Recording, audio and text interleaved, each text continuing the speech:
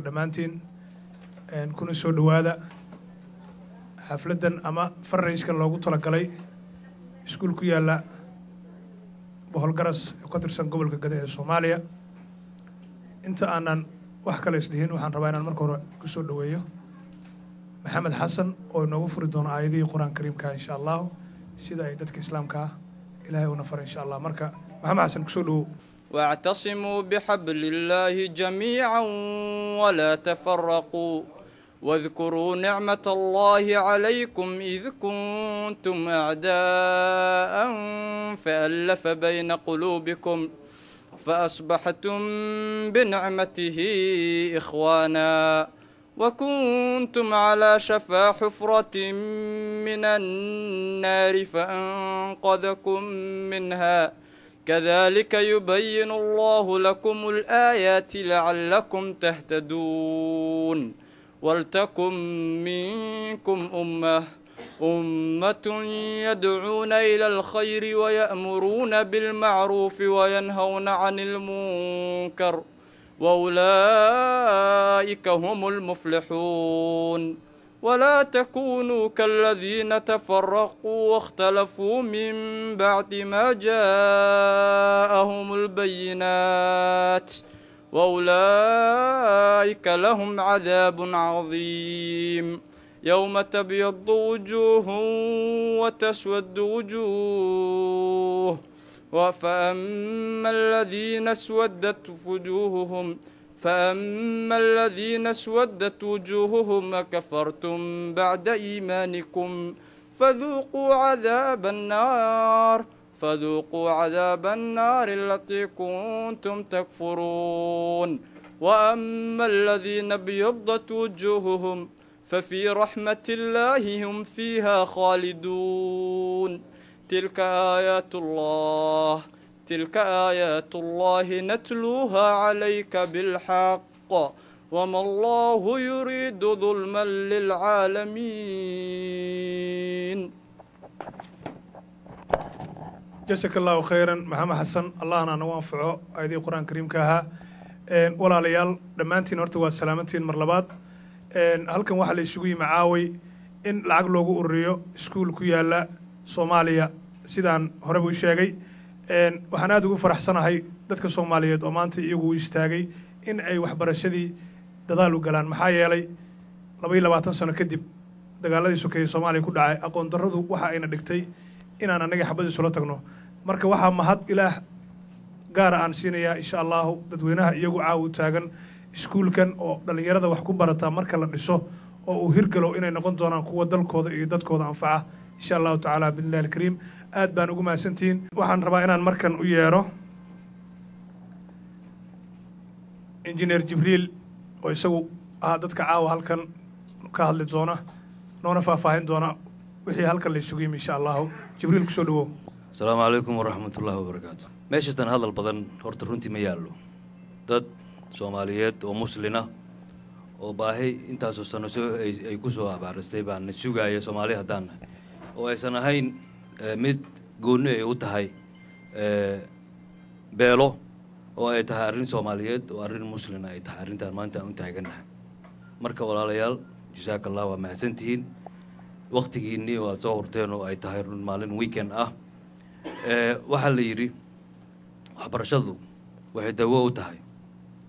abaar haday dhacdo qofka dadku haday wax bartaan way ka bixi karaan aqoon darradu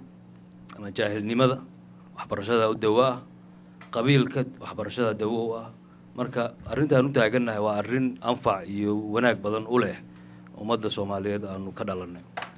waxa kale oo la yiri qofka wax bartay wuxuu kaga duwan yahay qofka kale aan wax baranin qofka wax bartay wuxuu wax ku arkaa baa la yiri maskaxda iyo wadnihiisa wax ka arkaa laakiin qofka aan wax baranin indhaha kaliya wax ka arkaa baa la yiri marka waa laba qof oo kala duwan waxaa jira xadiis uu nabigeena yiri sallallahu alayhi wasallam hala daahina charity-ga ama sadaqada hala daahina si looga hortago calamity waxa Ingiriisku lagu dhaho dhibaato hala daahina baa jirtay marka waa mahadsantiin aanu hadalku ku dheeraan maayo hawl baa na sugaysa arrintan aanu taaganahay maanta Soomaaliyeed oo ah arrin qoys walba ama qof walbo muslina loo baahan yahay inuu maaragtay qayb weyn ka qaato jazaaka allah wabillahi watawfiiq jibriil waa mahadsan tahay soomaalidu waxay tiraa hunu hadal maaha biriirsana arag maaha inta qar jiray qururux waa jire waa af soomaali waaweyn baan u malaynayaa maantana haddii la hadlo waxa laga hadlaa un waa waxbarasho iyo taakulayn marka insha allah waxaan isku dayeynaa si waktigan aan u seef garaysano o aan u noqono dad waktigooda qaatay wixii aan meesha u nimin ay noogu hirgalaan insha allah qof walba wuxuu ka yimi maaragtay caruur iyo maaragtay howlo badan bal markan waxaan u yeerayaa sheekh cabdiwahaab kusoo dhawow أحمده ونستعينه ونستغفره ونستهديه وأصلي وأسلم على من لا نبي بعده أن تركنا بمحوجة البيضاء ليلها كنهارها لا يزيغ عنها إلا هالك يا أيها الذين آمنوا اتقوا الله وقولوا قولا سديدا يصلح لكم أعمالكم ويغفر لكم ذنوبكم ومن يطع الله ورسوله فقد فاز فوزا عظيما أخواني أن الله سبحانه وتعالى مركو وغيسا لقبقو أن هذا اللي يسكو يرى هذا وحاونا أكسن إلهي لقبقو إن يسو شاق مركو وغوريس تقوى إلهي أيام يرل بلقو قارا ديب والبانا لقبحا أن وجدد يوم هو هاي أن sababahan maanta caawa halkan isugu nimid waa laga dhawaajiyey waa in la isu kaalmaysto alla subxaanahu wa tacaala wax ajri laga helaya agtiisa oo ah in ilmo yar wax la baro iskuul baa jira la rabo in loo sameeyo icaana ama loo gargaaro allana alla subxana wa tacala suu u leeyahay buu wuxuu leeyahy alla subxaana wa tacaala wastaciinuu biالsabri waالsalaaة ina allaha maca asaabiriin isu kaalmaysta waxa wanaagsan isu kaalmaysta iyo ducooyinka isu kaalmaysta alla subxana wa tacaala wuxuu la jiraa kuwiina sabra ayuu la jiraa mid kalena alla subxana wa tacala wuxuu leeyahay watacaawanuu cala albiri waataqwa walaa tacaawanuu cala alithmi waalcudwaan waxaad isu kaalmaysataan waxyaabaha wanaagsan ee biriga waxyaabaha wanaagsan ee laga raaliga yahay isu kaalmaysta walaa tacaawanuu cala alithmi waalcudwaan dembiyada iyo colaytankana ha isugu kaalmaynina in la colaytamo oo macnaha qabiilba qabiil laysu laayo iyo in muxuu ahaaye xiqdi iyo xasdi laysugu kaalmeeyaay diinteena way ka reeban tahay oo lama ogola marka tan aan caawa meesha u fadhinayo ma aha arrin laysugu kaalmaysanayo xumaan iyo qabiil iyo qabyaalo midna maaha waa mid aan doonayno alla subxaana wa tacaala agtiisa inaan ajir kaga helno ilaahay baana og inaan meeshan u nimid inaan ilaahay dartii ajir aan uga helna daraaddeed inaan u nimid waa ilmo wax la barayo inaan u kaalmayno aan meeshan aan u nimid waxaa la isweydiinaya wax weyn maaha markaad si u fiiriso projectorka markaan fiiriyay kor ku yaala lacagta ku qoran waa lacag aada u yar oo ruux walbaaba hadduu hataa isku qoro $1,000 oo macnaha waqti cayiman uu qabsado lacag macnaha lagu kala yaaci karo waayo haafnawar wax ka yar marka loo fiiriyo lacag aad u yar waayo 22,000 waa lacag aad u yar waayo waa 21,000 waayo 21 milyan maaha marka 21 milyan maaha lacagta la raadinaya waa 22,000 oo kaliya waa meel yaroo iska asaasiya oo loogu talagalay magaalo yaroo ilmo yar la doonaya in macnaha waxbarashadooda kor loogu qaado weeyaan marka anigu waxaan qabaa inaad macnaha nin walbaabo uu muxuu ahaa isku dayo inuu wuxuu ka geysan karo oo wanaag uu ka geysta allana subxana wa tacaala isku xiro oo u arko inay tahay ajir alla subxana wa tacaala xaggiisa uu macnaha uu ka siinayo faahfaahinta meesha iyo meeshay ku taalli iyo waxboogaa bicture baan ka haystaa oo meesha magaalada waa magaalo aan u dhashay oon aqaano waa magaalo u dhow magaalo la yidhaahdo yurkod yaa markaad ka baxdo yaad u gelaysaa magaaladan macnaha markaad fiiriso aad bay ugu dhowdahay waxaa udhexaysaa luuq iyo yurkud bay udhexaysaa waa sidaan haddaana khaldanayn meelahaasay ku taallaa marka walaalayaalow hadalkiaan idinku dheeraynin waqtigana aad buu u yaryahay aan isu kaalmaysano wanaagga iyo khayrka meeshana inagu oon macnaha arrintaas aan dhinac u ridin yaan ku kala tegin ninka xiriiryaha ayaan ku celinaya insha allah inaan ku soo noqdaan laga yaaba wasalaamu calaykum waraxmatullahi wabarakaatu maantay ilmaha ka soo baxa iskuulkaas haddii ilaahay idmo waxaa laga yaabaa gobolladaada ka mida cunugaasi inuu macallin ka noqdo iskuulkaa ka soo baxay marka qof walba ha isku dayo siduu iskuulkan ku caawin lahaa ma aha dagaal baan qaadaynaa 22 sano wixii Soomaaliya lagu yaqaanay maantay waa waxbarasho qabiil isugumayna imaanin inta halkaad joogto waxaan u malaynayaa wax yar baa iska taqaanaa waxa la isugu yimina waxa waaye waa iskuul markaa maqasho waxaa kuu soo baxaya ilmo buug wata iyo macallin iyo waxbarasho saddexdaas wataa iskuul waxaanu anfici doonaa caruurta ay dhali doonaan iyo caruurta kusii noolaan doonta insha allahu dalkeena soomaaliyana wuu isbedeli doonaa waxbarashada iskuulkaana meel fiican ayay gaari doontaa lacagta iskuulkan lagu soo qoray waa lacag aad u yar waayo qof walbana waa uu awoodaa inuu bixiyo marka insha allahu si caruurtiina iyo caruurtoodaba ay ajar uga helaan adigana haddaad dhimato ay ajar kugu sii ahaato insha allahu in loo wada dadaalo ayaan sugaynaa insha allah okay markan waxaan u yeerayaa sheekh xasan cabdikariin cabdiraxmaan oo ka mid ah culammada soomaaliyeed oo waliba anugu si gaar aan u aqaano sheekh xasan soo dhowow asalaamu calaykum waraxmat ullaahi wabarakaatu khiyaarey dhammaantiin waa idin salaamay salaamta islaamka anigu meesha kelimadda tan aan ku leeyahay meesha waxaa weeyaan marka hore in aan waa idiin mahad celinayaa dadka halka kan isugu yimid oo wakhtigoodii soo huray oo laga yaabay wakhti dheer xataa inay fadhiyeen oo hadda intaan barnaamijku bilaaban xataa dhowr saacadood lasii fadhiyey marka hore waxaan idin leeyahay jazaakum allahu khayran wakhtigiina aad soo qaadeen iyo saantii aad soo qaadeen iyo hawlihiinni iyo ilmihiinni iyo hawlihii gaarka aad ka soo tagteen allaha idinka abaalmariyo aadna waad u mahadsantihiin oo waa idiin mahad celinaya intaa kadib waxaan jeclaan lahaa barnaamijka kan wax horey baa loo sheegay waxaa la yidhi waa barnaamij lagu caawinhayo magaalo waxbarashadeed dad Soomaali ah oo noloshii aasaasiga ahayd oo bini aadam u baahnaa aan haysan ayaa waxay jeclaysteen dadka kanu in ay ka caawiyaan barnaamijkaas intii ay kari karaan haddii alla yidhaahdo waxaan rabaa inaan idin sheego magaaladu sida uu sheegay sheekh cabdiwahaab waxay ku taallaa boholgaras gobolka geda ayay ka tirsan tahay waxay ku taallaa xuduudda Etoobiya iyo Soomaaliya labada station oo Etoobiya iyo Soomaaliya ayaa labaduba isu muuqdaan marka xuduud bay ku taallaa oo xuduudda Soomaaliya ayay ku taallaa magaalada Luuq ayay waxay u jirtaa dhinaca waqooyi waxay ka xigtaa ilaa iyo 45 kilomitir magaalada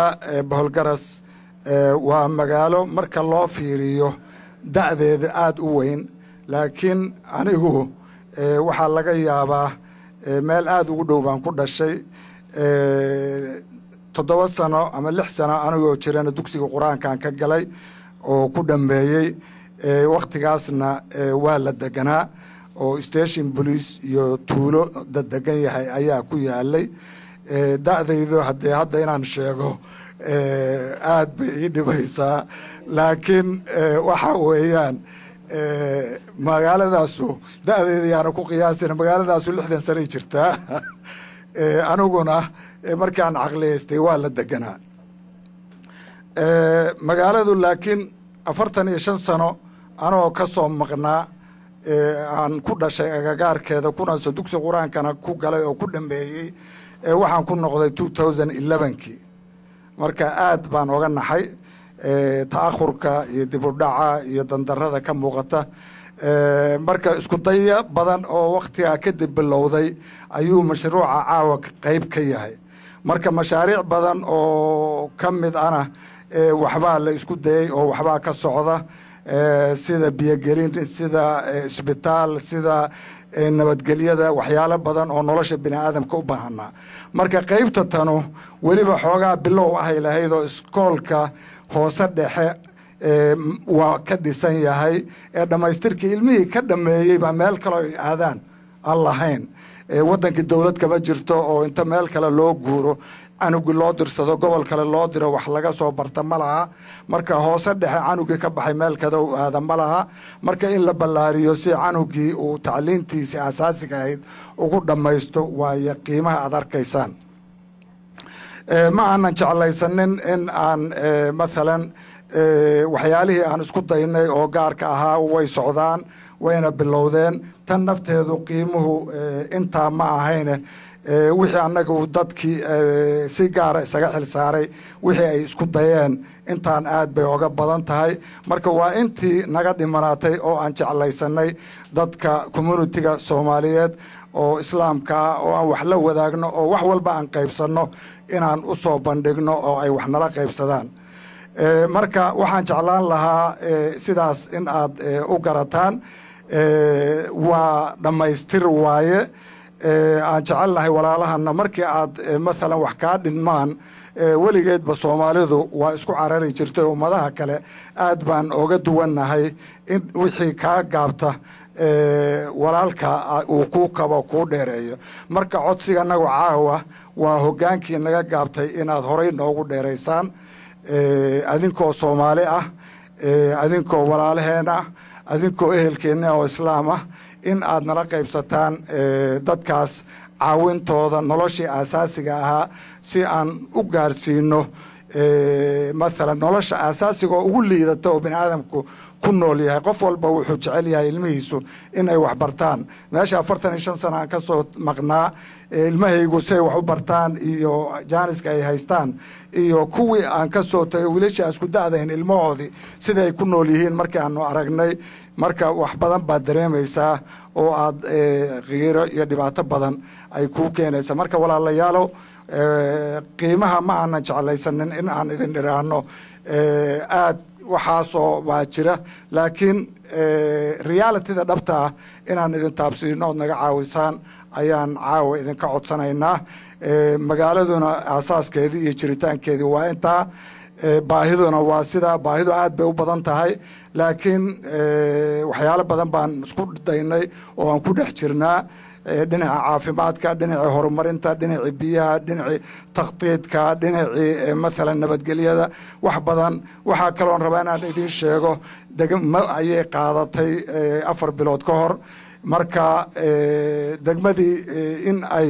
maalan dawlad dhisayso degmadii baahidii ay lahayd dabooleysana weli ma imaanin marka dawladda inaan ku sinna ayaan rabnaa haddii alla idmo waa aad baan idinkugu mahad celinhayaa kulanka aad timaadeen aadna rajaan oga qabaa dantii aad u timaadeen in aan idinka heli doono oodna caawin doontaan oo dadkaas aad wixii aad kari kartaan nagu caawin kartaan jazaakum allahu khayr wasalaamu calaykum waraxmatullahi wabarakaatu inaan ku soo dhaweeyo nin aniga runtii igu dheer walaalkay ah saaxiibkay ah oo aan isla shaqaynay una istaaga mar walba danta guud ee ummadda Soomaaliyeed riisi qaasatan magaalada Minneapolis ama ha u dagaalamo xaqa carruurta iyo dhalinyarada youthka ama muxuu ahaa voter ID wax la dhaho oo dadka hadda la weydiiyey doorashooyinka soo socda iyo arrimo la rabo in lagu suppress gareeyo ama lagu celiyo dadka minority-ga anagoo kala ah u dagaalamo danahaas iyo siiba qaasatan Soomaalida iyo runtii muxuu ahaa walaadaha maalmahaasna Washington tegey asaa idin sii faahfaahin doona senator Sadiq Qurfa anu senator baan ugu yeeraa soo dhawow assalaamu calaykum waraxmatullahi wabarakaatu walaalkii Jibriil aad baan uga mahad celinayaa ereyada wanaagsan ilaahay khayr ka siiyo nin iska miskiin ana markay maasantihiin meel aan maanta joogo meel aan kaga faraxsanahay oo iskuul la dhisaayo cunug Soomaali wax ku baranaya wallahi ma jirto wallahi marka waxaan leeyahay waxa waaye waa xafladii ugu fiicneed oo project aan arkay ayaamahan sanadkan oo iskool la dhisaayo wax ka qiimo badan male marka waxaan leeyahay dhalinyaradii arintan soo aabushay wadaadka Sheekh Cabdiwaahid iyo Sheekh Xasan ba arintan aad uga hadlay waxaan kaloo ku darayaa waxa waaye ayad quraan oo Ilaahay leeyahay macnaha marka qaarkood quraanka inaan wax walba isaga wax walba ka fiirinaa قل هل يستوي الذين يعلمون والذين لا يعلمون إنما يتذكر أولي الألباب قفك مركو وحبرتو knowledge أما قفك مركو وحبرتو وحوك لقرنا يا واحد صحراء يا واحد حقا واحد وناكسن أو مد أنفع مركو واحد برنامج كان أو مارة دقمدة أو برايمري سكول كلاقدي ساي عبد عثمان برايمري سكول بقول كي بقول أنا قوات تاجر سنة هاي وحنا كعد سنة واحد ولا لهين وميل دير نوجي annaga maxaana laga bartay gudoomiye jaalidina wuu joogaa laakiin maxaana laga bartay Minnesota waxaana laga bartay waxa weey inaan mar walba waxa wanaaga ummadda nolol imaad inaan ka caawino marka caawa inteenaan iyo inta daawan doonto Sama TV iyo barnaamijyada waxaan jeclaan lahaa waxa waa in dhalinyarada barnaamijkan wata la xiriiro oo magaalada aniga qaasatan waa ka qayb galayaa because way taabatay because aniga waxa ku soo koray iskuul Soomaaliyeed ilaa dugsi hoose dhex waxaan uga soo baxay iskuul oo jiray Xaji Xuseen Giire dadka yaqaan oo ma taqaan xaafadda Madiina ku yaal jiray marka dadkii free ku barta iska qabsaa laga dhis Xaji Xuseen Giire ninkii garanaa waxa waa 13 SYL ayuu kamid ahaa Allah u naxariiso dhamaantood marka waxa weeye in iskuulkan annaga halka intaana fadhina mid walba wax isku qorno iyo in qof kasta aan naqaano ma taqaana aan geeno oo walaalaheen meesha ma taqaana oo 23,000 dollar naga rabo intaan u dhameystirno baan jeclaan lahaa marka hadalka ma dheereenaayo anigu waa ka qayb gelayaa diyaar baan u ahay waxaana jeclaan lahaa dhammaanteen iyo wixii aan garanay inaan ka qayb galno injineer Jibriil aad buu maasan yahay walaalkii waa aad buu ugu weyn yahay dhammaan barnaamijka wada culimadiina la joogta anigu waa ka qayb gelayaa waxaan kulli aan jeclaan lahaa inaan walaalaheen aan iskoolkan yaanan lagu kala tegin aan dhisno ilaahay baana weydiinaya macnaa maanta fursad baan haysanaa wax ku sadaqaysano oo nasiib wadan ma taqaana aan soo kacna nabadgelyo ku noolnahay aan joognaa marka waxa waaye ilaahay intuu nimcaduna siiyey waa inaan uga faa'iideynaa walaalaheen oo Soomaaliyeed meel aan kaga faraxsanahay ilaahay iga maqlaay ma jirto iskuul la dhisay oo ma taqaana inay cunug Soomaali wax ku baranayo intuu qori qaadan lahaa dhalinyarada waxay wada ma taqaana dhig qoriga qaado qalinka macnaha barnaamijyadaas oo kale barnaamijyo aad u fiican way inaa qalinka la qaato oo dadka wax la baro marka waxa weeye aad baa u maasantay injineer Jibriil barnaamijka dhalinyarada wada anigu waa taageersanahay waan diyaar baan oo ka qayb galaya kulligeena aan ka qayb galno qofkii naqaana u sheegno aan dhameystirno barnaamijkan ayaan lagu kala tegin wassalaamu calaykum waraxmatullahi wabarakaatuh hadalka badin mayno waxaan markan rabaa inaan u yeero Banaadir community gudoomiyaheedu caawina la jooga Maxamed Abuukar ku soo dhawow kii hawshan soo abaabulay oo fikradan keenay back home gudahana ka abaabulay iskuulka asaaskeeda dhigay bilaabay oo u babax dhigay dhibkaas jiro waxaa jiro inay iyaga efforts geliyaan waxaan qabtaan kadibna ay yiraahdaan waxaan baan qabanay hana la kaalmeeyo fikrad aad iyo aad u fiican waaye ta kale anigu waxaan anigu weligay ku dhex jiray fieldiga waxbarashada mar walbana dadka waa ku dhiirigeliyaa fieldiga waxbarashada waxaan soo ahaan jiray macallin dugsi dhexe wax ka soo dhigay dugsi sare wax ka soo dhigay jaamacadii wax ka soo dhigay kulliyadii macallimiinta ee wasaaradda waxbarashada ee la fulan ka soo baxay waxaan ku shaqayn jiray macallinimo haddana mostly waxaan ahay consultant dadka iskuulada furo dadka macallimada ku shaqeeyo ama wax qabtaan kulli waa kala taliyaa because waxaan ahay qof experts oo kale markii dambena waxaan ku shaqaynayay teacher trainer aan ahaa waagi u dambeeyay 90 ama 89kii because maada waxaan ka bixin jiray la dhihi jiray methodology method of teaching English language sida dadka loo baro luqadda Ingiriisiga seminaaran waan qaban jiray markii dagaalada dhaceen wali waan sii waday mooryaantan qoryaha wada taxta waxbaan barayay marka waxbarashada waa muhiim qofka aan caawinayna waxaan ka caawinaynaa waxaa jira horta waxaa la yiri 3 cadow ayaa adduunka jiro 3 cadow waxay ka mid tahay jahliga iyo gaajada iyo cudurka gaajada iyo cudur dawlo jahliga kan ugu daran waayo qofka markuu mii ka imaanayo oo magaalo yimaado qaab kale uu leeyahay markuu magaalo joogo wax bartana wuu isbedelayaa wala dareemaya xataa waxa isbedelaya hadalka dadku uu la hadlaayo socodkiisa isbedelaya xataa waxa isbedelaya la dhaqanka dadka isbedelaya waxa isbedelaya asluubtiisa isbedelayso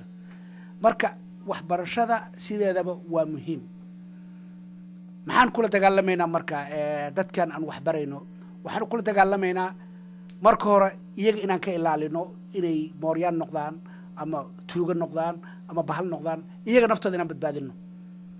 ay wax bartaan kadibna ay ummadda wax u taraan iyagana wax isu taraan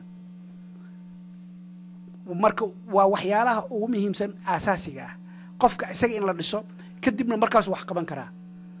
qofka haddaadan adiga wax barin ama ku dadaalin waxba ma baran karo halkan aan ku nool nahay annaga reer Minnesota la dhahaa Soomaalida ugu badan baa degan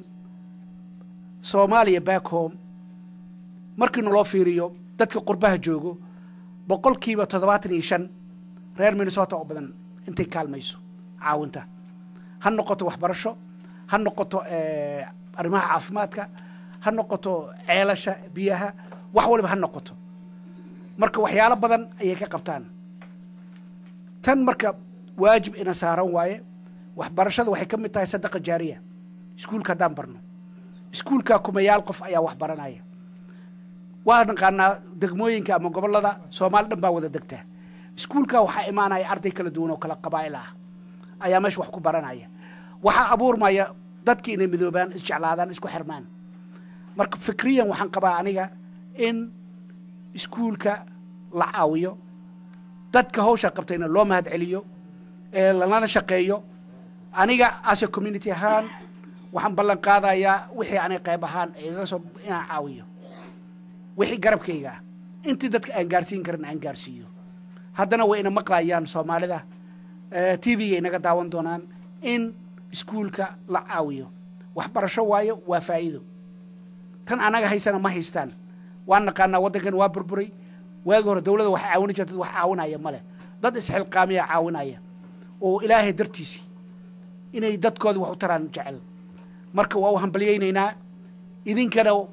waxaa idinka rajaynayaa inaad kaalin weyn ka qaadataan waxbarashada asaaskeeda sadaqa jaariya qofku wax geystana weligii waa u soconaysaa waa mahadsantiin baad u mahadsan tahay Soomaalidu waxay tiraahdaa biyo meel gudan bay isugu tagaan caawadan haddaa hadallo waxaan u soconno waxa waaye inaan isku dhiirigelinno in la caawiyo waxbarashada waxay la dagaalantaa waa jaahilnimada marka ha la isu dulqaato waqtiga waa iska yaryahay waxaan rabaa inaan u yeero Cabdiraxmaan Shiil oo ka mid odayaasha Soomaaliyeed Cabdiraxmaan ku soo dhawow waxa weeyaan kaalmaan isugu nimid inaan kaalmayno oo la yiri hal la soo caawino inaan caawino ayaan caawa isugu nimid caawinaadana waa sadaqo annagu waxaan bixinayna shilinkaan bixinayna ama waxaan yacni la sadaqaysanayo waxa waa meelaha ugu muhiimsan waxa weeye masaajidada la dhisayo meelaha yacni wax lagu baranayo meelahaas ceelasha yacni dadka oo masaakiinta ama baadiyaha laga qodayo meelaha ayay ku habboon tahay in wax lagu bixiyo sadaqay jaariyada noqonaysa marka insha allah waxa weeyaan ujeeddada hal meel unbay isugu ururaysaa in yacni la kaalmeeyo iskuulkan cusub oo boolgaras laga dhisayo hadda kulligeenba ujeeddadaasaan isugu nimid nin walbaba intuu ka geysan karo oo kaalmaha ilaahay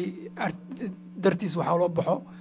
carruurtaas la yidhi halla kaalmeeyana dhammaanteen ba aan ka wada qayb qaadana haddii allano insha allah asalaamu calaykum xaaji cali dalmar oo ka mid ah qurba joogta Soomaaliyeed cali dalmar ku soo dhawow nin kaa cilmi badan ama kaa codkarsana hadduu meesha kaaga hormaro waxba kuuma reebo oo haddaad ka dambayso waa ku ceebeeyaa hadduu kaa maaragtay kaa horreeyo waa ku xaalifiyaa hadduu kaa dambeeyana waa ku ceebeeyaa marka aniga waxba iima harin laakiin waa inaan idhaahdo intii la yidhi oo maaragtay aan sii kaabo mar haddaan hadal harin waxaan leeyahay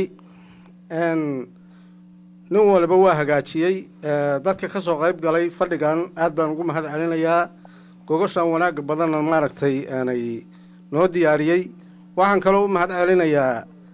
aanay raggii hortay hadlay oo hadalka wanaagsanaa laakiin hadal waxba ma talo waxqabad baa loo baahanya anigu markaan iska hadlo waxaan ka imid meel la yidhaahdo gobollada dhexe mudug baan ka imid gobollada dhexe marka waxaa la yidhaahdaa geela iyo markii la kala qaado ama dagaal dhaco war waa warey waryaa tolehey ayaa la yidhaaha ma aqaan anigu meelahan hadda baalkii iyo boholgaras iyo wax laga yidhaahdo ma garanayo laakiin waa isla mida waxaan leeyahay waa waray oo ejar lagu helayo taasi waxay ahayd waa waray la isku dilayo dhiig lagu daadinayo hadda iskuulkan waxa weeye waa waray ejar lagu helayo oo ilmo yaryar oo annagu aan dhalnay oo ejar aan ka helayno oo berrina wax la taraya ayaan wax u taraynaa marka waxaa weeye waa waraydan ejarka laga helayo oo haddaad dhimatana ejar aad ka helayso waxyaalaha ejarka laga helayo oo sadaqada jaariyada waxaa ka mid a sida masaajidka isbitaallada sadaqada maaragtay iskuullada waa kuwa ugu muhiimsan marka waxa weeye waxaa la yidhi haantu marka annagu caanahan lula jirnay waxaa la yidhi haanta marka maaragtay caanaha la lulayo subaga waxay ku dhashaa marna aagaanku ku dhacaa marna haanta salkeedu ku dhacaa caanuhu ay ku dhacaan marka waxay ku dhashaa baa la yidhi subaga kugusan iyo kugusan marka lacagtu kugusanta jeebkiina kaliya maahane kugusanta dadkaan wax ugu taraynana aan ku bixinno waxaan leeyahay aad baad u mahadsantihiin anigu diyaar baanu ahay wixii igaga soo hagaaga iyo waxaan isku talanahayba waana bixinaynaa haddii ilaahay yidhaahdo wasalaamu calaykum waraxmatullaahi wabarakaatu waxaan umaleynaa waa lisoo lugoyey wixii la sheegi lahaa waa la sheegay awalan waxaan u mahad celinayaa guddigii soo qabanqaabiyey muddadan dhanba mashquulka ku ahaa sidii hawshaan caawa ay u horgeli lahayd ilaahay ka sokow mahaddaas ayaan u celinaya horta waa mahadsantiin insha allahu tacaala hawshii adkeed aad soo qabateen waana hawl loo baahnay ahayd oo cid walbana ay sugayso waxaa nasiib wanaag noo ah in ama boholgaras ha ahaato ama xaafuun ha ahaato inayna sugayso maadaama dowladdii soomaaliyeed iyo nidaamkii soomaaliyeed uu ka baxay ama wax qaban jiray ama la sugi jiray marka waxaan u malaynayaa u n t la sugayay in annaga nahay haddaad banki muun noqon lahayd iyo haddii ay cofinaa noqon lahayd bahowl annaga noo talan ay tahay run ahaantiina dadka soomaaliyeed wax weyn ay qabteen waxaan u malaynayaa arrinta hadda socotaa waa arrin dhiirigelin ah cid walbana ay ku dayanayso deegaankeedii iyo dhismaheedii iskuullo badan isbitaallo badan wax badan baa la marka haddii ay noqoto in maanta iskuul iyo waxbarasho ha la isugu tago ay noqoto waa wax aad iyo aad runtii u fiican cunuga ka soo baxana waxaa weeye kaadir wuxuu noqon doonaa insha allahu tacaala ummaddiisa iyo dadkiisa wax taro aqoontaas oo la yimaadana kolley wuxuu noqonayaa qofka aqoonta leh qof runtii waxaa la yidhaha waa qof buuxa saynisku wuxuu sheegaa inta badan wax bannaan ma jiro qof walba waa un weel ebere ma jiro marka haddii qofka aqoon fiican uu helo waxaan aaminsanahay inuu ummadda soomaaliyeed dhibka hadda haysto uu ka bixin lahaa iskuulkaas waxaa la mida iskuulka hadda aan fadhinoo kale dugsigan runtii dhallinyarada joogtaa siday wax u qabtaan iyo kaa hadda aan u ordaynaba waxaan u malaynaya inay noo wada saman yihiin qofkana wuxuu dareemi karaa uu dhadhamin karaa markuu arko carruurtiisii wax loo baraayo ama wax baranayso runtii waxaa weeye waa wax walba in lagu bixiyay ku wanaagsan tahay waxaan aaminsanahay marka in dugsi kasta soomaaliya ku yaal wadaaba meeshuu raba ha ahaado statekuu raba ha ahaado tuuladuu raba ha ahaado bilaahi calaykum ha loo istaago waa arrin aad iyo aad u muhiimsan waa arrin adduunya aqara leh marka insha allahu tacaala waxaan aaminsannahay waxaan isu sheegnaa wax ugu khayrka badan wey sida walaalkeen sadiiqaad sheegaya waa habeenkii ugu farxad badnaa u lahaa run ahaan wax la isugu yimaado ka farxad badan male in iskuul iyo ummad soomaaliyeed la dhiso waa qariya adduun marka wixii la sheegi lahaa la sheeg insha allah anuguna diyaar baanahay asalaamu calaykum aad baad u mahadsantihiin dhammaantiin cabdirasaaq baa idinku wareejinaya insha allah oo bohol garas nooga warrami doona asalaamu calaykum waraxmatullahi wabarakaatu bohol garas horta aniga kuma dhalan oo xamaraan ku dhashay laakiin waa u dhashay marka aada u mahadsantihiin akhyaarta sharafta leh oo magaaladan inta badanna magaaladan waxaa lagu yaqaanay rag badan oo caana oo aan ku maqlay inay fundraisanka iyo arrimahooda aada ugu fiican yihiin marka aada idinku mahad celinayaa inta aan sheegi lahaan adeershe xasanaa sheegay marka waxaan idinka rabaa maaragtay arrintan caawan meeshaan u imid safar dheeran usoo galay oo waxaan ka imid aniga canada caasimadeeda ottawa marka fadlan maaragtay arrintan inaad naga caawisaan wixii aad awoodiin annaga midima dhahayno waxaas bixiya iyo intaas bixiya lacagtaas aad arkaysiin oo 40 kuna waa lacag aniga iga timid oo maaragtay markii arrintan liisoo sheegay carruur yaroo soomaali ah oo safar dheer u galaya dugsi dhexe markaan arkay ayaan waxaan ku fakeray carruurtaydii ayaan dib u fiiriyey kadibna waxaan gartay in carruurtaan ay u baahan yihin qof u istaago marka fadlan arrintaas inaan ka qayb qaadano insha allah wasalaamu calaykum waraxmatullahi wabarakaatu arrintan maanta aanu taagannahay kolley adaa nagaga warroon hadda soomaaliya ka yimid warbixinna na sii ku soo dhawow asalaamu calaykum mudanayaashii iyo marwooyinka iyo gabdhaha iskugu imaaday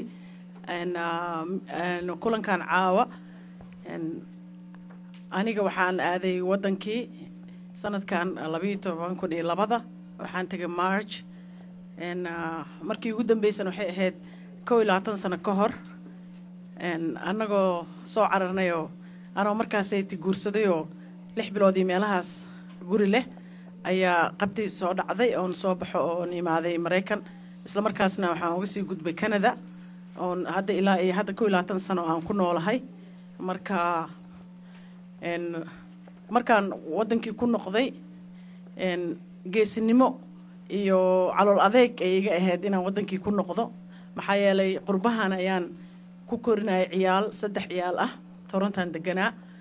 nolosha westernkana waan ku daalay cabsina waan qabi jiray mar walba waxaan isdhihi jiray ma ku noqon kartid se ugu noolaan doontaa waxay ahayd wax aad u dhib badan inaan noqdo laakiin 2007 ayaan Kenya tagay hooyaday aan ku soo salaamay anoon arkin 16 sano markaas aan ku noqday Kenya ayaan waxaan ii soo noqday qalbigii iyo inaan Soomaali inaan ahay oo xamar aan ka imaaday oo gobol kale aan u dhashoon ka imaaday iyo waxaan ahaan jiray iyo kulli qalbigii ayaa ii buuxsamay waxaan dareemay kalsooni waxaan dareemay inaan wadankii ku noqon karo waxaan arkay dad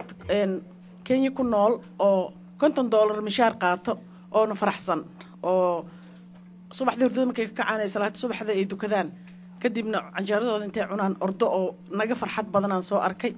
markaas ayaa qalbigay waxay ku soo dhalatay inaan wadankii ku noqdo mar waxaan soo socday soo jiitamay 5 sano muddo sanadkan ayaa noqday oon abaarihii markay ku dhaceen wadankii ayaan wax lacaga iyo waxa uu aruuriyay Toronto uga aruuriyay anoo magaciisa loo dhagax kaashanayo Soomaali badan ayaa maadaama aanani wadankii aanu istaaga oon dhahay waxaan rabaa inaan dadkii caawiyo iyo abaarihii waxaan arkay xataa dad aniga hor imaaday oo u qaatay in aan magac ku raadsanayay iyo waxyaabo noocaas ah oo aad iga hor imaaday laakiin waa ku guuleystay dad badan oo ajnabi ah way caawineen caruurna waan korsadaa marka isla markii September ay ahayd markaa lacagta aruuriyay laakiin March ay ii suura gashay dawladina waan u sheegay waxaan ku dhahay waxaan rabaa inaan mucaawinada keeno wadankii aan imaado marka iyaga isoo dhaweeyay si fiican isoo dhaweeyeen isla Septemberna ma aanan tagin March aan tagay sanadkan maalinta oo ururka haweenka adduunka aan tagay si fiican la igu soo dhaweeyay waanan geeyay mucaawanadii wadankina dadka aad iyo aad ayay ugu dadaalayeen nabadda inay nabad la helo oo qof kasta dhinaciisa ayuu ka dadaalayay in nabad la helo oo dawladnimo la helo yani waqtiga hadda aan tagay waxay ahayd waqtigii ugu fiicnaa oo qof bini aadan tagi karo saas ay tahayna weli qatarta way jirtay oo waxaa iska jiray qaraxyaal iyo meelo la qarqarxinayo waxaa la sameeyay program ah basketball oo garoonkii la dhihi jiray Lujilo oo banooniga basketka lagu ciyaari jiray ayaa maadaama aan markaas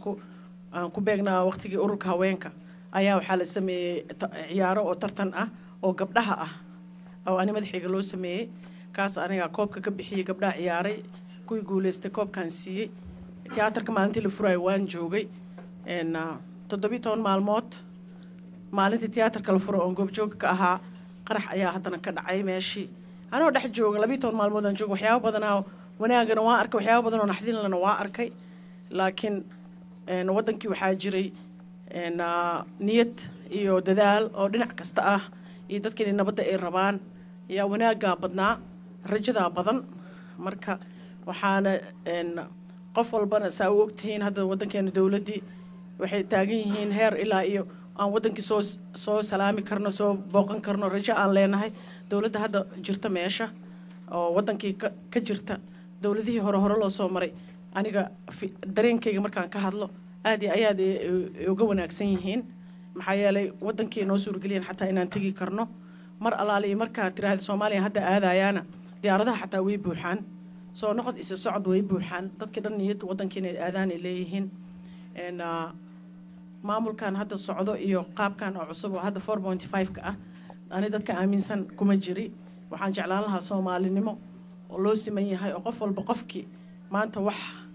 waddankii ka qaban karo oo qualified oo ah inuu waddankii maamulo qof walbana qoomiyaduu ka soo jeedaa iyo dad iyo qabaa'iluu ka soo jeedaa qabaa'ilkaasna 4.5 ka lagu doortayna waxa loo doortay waxay tahay inuu dadkiisa wax u qabto iyadoo soomaalinimada guudna la ilaalinayo marka waxaan leeyahay waddankii rajaa jirta waana soo jeclaaday mucaawinadana waa u geeyey waana ku noqon doonaa insha allah idinkana waxaan jeclaan lahaa inaa sidaas oo kaleete wadaninimo iyo soomaalinimo ka muujisiin aana xisaabta ku darsatiin inaa waddankii aadiin qurbahan uuna la tegin waxaan leeyahay asalaamu calaykum waana ku faraxsanaa maanta inaa meeting ka soo qayb galo intii arrintan soo abaamushay hor iyo gadaal iyo dib intaba ajar iyo xasaan allah ka siiyo intii hadda loo yeero soo ajiibta intii loo yeelana ilaahay ajar iyo xasaan saantay soo qaaday allah ka siiyo wixii wax bixiyana ilaahay subxaanahu wa tacaala iyagana ajar iyo xasaan ha siiyo cawadkoodana ilaahay subxaanahu wa tacaala marka waxaan leeyahay ilaahay subxaanahu wa tacaala dembigiina iyo dembi waalidka allah dhaafo majmaca allah nagu xiray iimaan kaamil allah na siiyo fi dunya waalaakhira walaalahayna waxaan ka baryaynaa ilaahay subxaanahu wa tacaala inuu samxa ahaay ajar iyo xasaan ka siiya sirsuaadka soo diyaariyey idinkuna waxaan idinka baryaynaa wixii wax bixiyana ilaahay cawd khayr qaba allah udeeyo dembigeenna allah nagu dhaafo mustacmal allah nagu xiray allahuma salli calaa maxamed